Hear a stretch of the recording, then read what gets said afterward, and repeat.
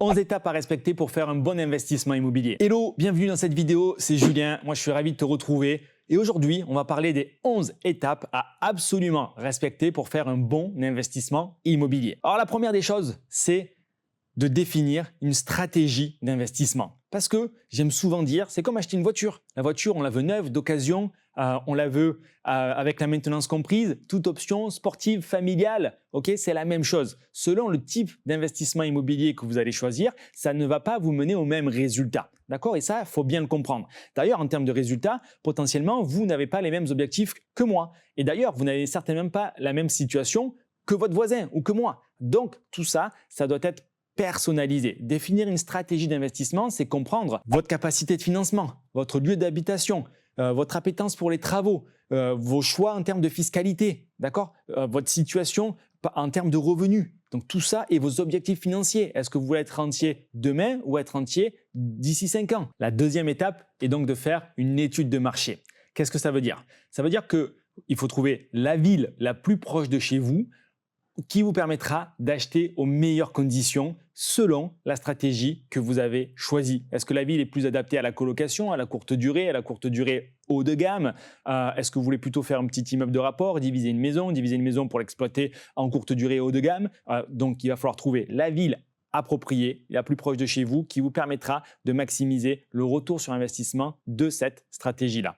Ça passe par connaître les prix au mètre carré, avant travaux, après travaux, connaître les prix des loyers en nu, en meublé, en longue durée, en courte durée, l'été, l'hiver, pour un T2, pour un T3, pour un T4.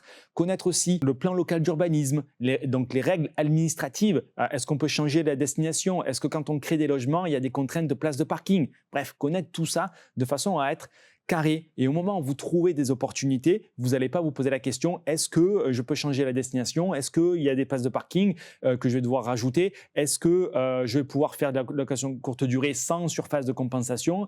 Voilà, toutes ces règles doivent être alignées en amont de façon à ce que quand vous voyez une bonne affaire, derrière, vous savez les recettes locatives qui vont être générées, avec quel niveau de contrainte, parce que ça a été pensé et ça vous permettra d'être donc beaucoup plus réactif. Évidemment, l'étape qui suit, la troisième, ça va être de faire la recherche. La recherche, il va falloir descendre dans la rue, chercher le type de bien que vous avez identifié dans la stratégie, dans la ville en question, d'accord, dans là où les villes en question. La recherche, c'est statistique. Il faut analyser une centaine d'annonces pour faire une trentaine de visites et une dizaine d'offres agressives sous le prix du marché, d'accord, qui vous permettront pour avoir un ou deux gagnants. Et sur ces un ou deux gagnants, vous allez vous en apercevoir qu'avant de signer le compromis, encore une fois, sur un ou deux, on va en perdre un projet. Donc voilà, grosso modo, une centaine d'annonces analysées pour un gagnant.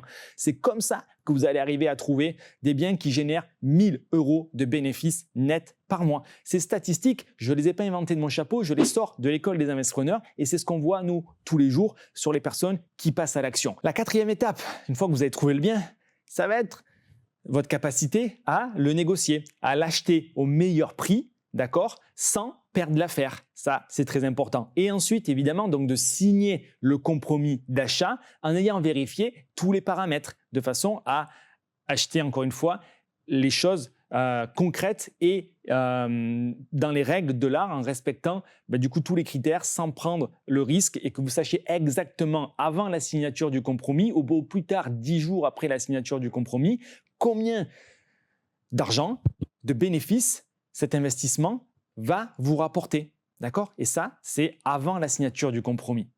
Parce que sinon, effectivement, vous ne savez pas ce que vous faites et vous allez vous retrouver avec des biens qui n'auront pas le résultat que vous recherchez. L'étape qui suit, ça va être les devis. Ces devis doivent même arriver avant la signature du compromis pour que vous ayez le budget total de votre investissement. D'accord? Donc là, vous faites des négociations, vous faites des offres et avant d'aller chez le notaire signer le compromis, là, vous allez retarder un petit peu le plaisir, le temps de faire passer des artisans et d'avoir des devis. Alors oui, c'est complexe. C'est complexe parce que si vous connaissez personne dans la ville, il faut déjà les rencontrer, qui viennent, qui se déplacent et qui vous envoient les devis. Effectivement, c'est beaucoup plus facile si on a un réseau d'artisans local, national, sur lequel on a des tarifs négociés et qu'on sait exactement combien va nous coûter la cuisine, combien va nous coûter la salle de bain, combien de mètres carrés il nous faudra pour un T2, pour un T3. Voilà, quand tout ça c'est standardisé comme ça l'est au sein de l'école des investisseurs, c'est beaucoup plus facile. Je ne vais pas vous le cacher. Ça marche partout en France. Si du coup vous n'avez pas ça, il vous faut trouver les bons artisans, les bons partenaires de façon à avoir le coût total. Et d'ailleurs, ce coût total, ce que je vous invite à faire, c'est encore une fois de le maximiser. Rajoutez 10-15% parce que si vous commencez et que vous n'avez pas la bonne expérience, il est probable que vous oubliez un élément dans le devis et qu'à terme, vous deviez rajouter de l'argent de votre poche et c'est fortement dommage. D'ailleurs, en rénovation, voilà, c'est fréquent que le devis explose parce que si vous n'avez pas anticipé qu'en cassant le mur, potentiellement, il faudra reprendre un réagréage sur le sol, c'est le genre de surprise qu'on voit au quotidien. C'est pour ça qu'on vous dit d'augmenter les budgets pour ne pas prendre de risques. Okay, et ça, c'est en faisant ce type de petits ajustements qu'on n'a pas de mauvaises surprises parce qu'on les a anticipés. 6e étape, là, on arrive effectivement le jour J, le jour de la signature du compromis ou de la promesse d'achat. C'est à ce moment-là qu'on va mettre noir sur blanc avec le notaire toute la paperasse administrative qui va vérifier les diagnostics, qui va vérifier l'état au cadastre du bien en question et l'historique de propriété, savoir s'il n'y a pas de dette ou d'hypothèque sur le bien. Voilà, tout sera vérifié, discuté à ce moment-là. Vous avez 10 jours après la signature pour éventuellement aller lever les doutes, récolter des devis manquants et être certain donc de la rentabilité de votre projet. C'est pour ça que vous n'avez pas de risque à faire des offres et à creuser jusqu'à 10 jours après la signature du compromis. Vous pouvez sortir sans aucune conséquence. L'étape qui vient après est cruciale. Ça va être le financement. Parce que si vous avez fait tout ce travail, vous avez trouvé le bien, fait l'étude de marché, obtenu les devis et que vous n'avez pas le financement, bon, vous avez fait tout ça pour rien. Donc là, ça se prépare déjà en amont pour avoir défini une capacité de financement. Et ça, si vous n'avez pas les bons contacts, c'est complexe parce que vous ne pouvez pas aller voir votre banquier et demander quelle est votre capacité de financement. Parce qu'il va vous dire soit vous n'êtes pas finançable, soit il va vous donner une capacité de financement comme il le ferait pour une résidence principale. Or, nous, on veut qu'il intègre les futurs loyers qui vont être générés de par votre investissement. Et ça, il y a plusieurs méthodes de calcul. Il y a une certaine agilité, une certaine expérience que du coup les banquiers doivent avoir. Et vous le verrez, 90% des banquiers sortent d'école, n'ont pas cette expertise-là. Ils font des prêts pour des résidences principales et même, des fois, ils ne font même pas de prêts. Okay, ils vendent des assurances, des assurances vie et des leasing voitures. Okay, ce n'est pas des investisseurs, malheureusement.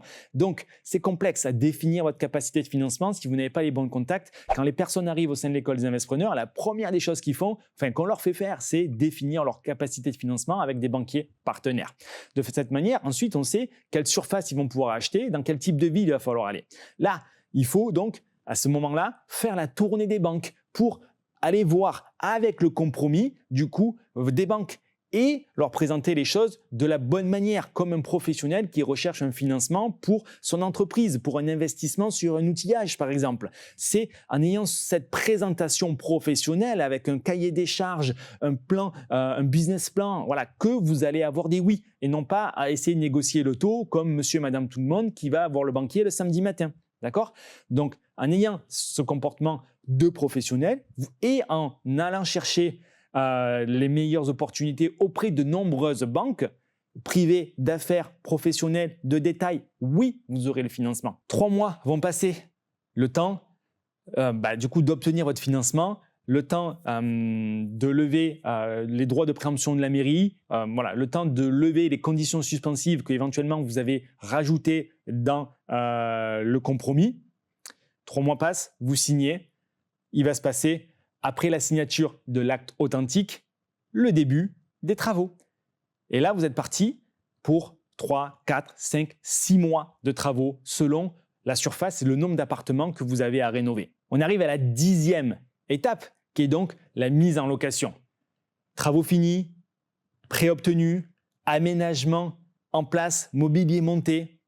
Il ne reste plus qu'à mettre en location et donc plusieurs options. Soit vous le faites vous-même, mais c'est chronophage. Soit vous déléguez à des agences partenaires, des conciergeries, et soit vous automatisez tout ça. Et ça marche relativement bien. C'est uniquement votre rentabilité qui sera impactée en fonction du coût de la solution que vous mettez en place en termes de mise en location. 11e et dernière étape concerne toutes les démarches administratives. Parce qu'une fois que vous avez fait tout ça, si vous avez créé des appartements, il va falloir les déclarer aux impôts. Si vous exploitez le bien en location courte durée, haut de gamme, classique ou différenciante, peu importe, il va falloir le déclarer à la mairie. Si vous avez créé des logements, si vous avez fait de la division foncière avec un terrain, pareil, il y a de la paperasse administrative avec l'urbanisme de la ville, avec les impôts de la ville pour rendre les choses carrées, de façon à ce que vous puissiez les louer sans problème et les revendre sans problème.